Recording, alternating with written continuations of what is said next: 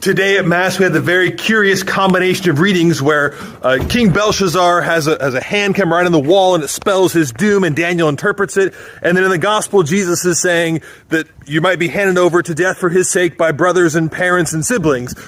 And all of that the day before Thanksgiving. And, you know, we just had Christ King, so that's why the readings aren't messing around today.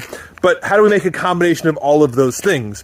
So in the first reading for the book of Daniel, Daniel's interpretation is that King Belshazzar has praised the gods of gold and silver and wood and stone and wine and food and all those things, but he's failed to praise the God of heaven who provided them all. And that's the problem, is he gave glory to the wrong place. He didn't give glory to God, and therefore his kingdom is ended. And then we hear about Jesus in the gospel talking about, well, this drama of family people handing people over. So there's problems in families that would do that.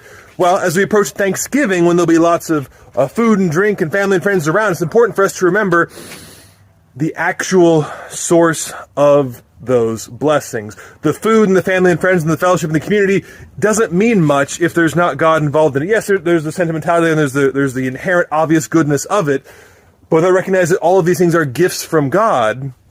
We can end up being in the place of Belshazzar, where Daniel needs to say to us, hey, you prioritized all these things in place of God, and therefore you're going to have problems. Especially when we have problems in our families, we can look at, well, we've put all these secular and worldly things in place of God. What we should do, this is easier said than done, I know, because I wrestle with it too, is to put God first, and then everything else sorts out below that.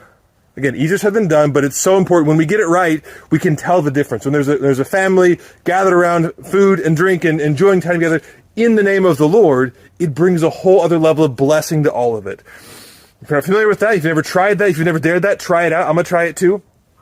And the Lord, when he is our priority, it sets everything else in order, and then we don't have to worry about what Jesus says in the gospel, in a way, where if our friends and family were on the same page of the gospel, then we won't be handed over, right? We'll all be rejoicing in God together. So, as we celebrate Thanksgiving, let us rejoice in that. Give thanks to God first, because all the gifts come from him, and then we can enjoy them even better.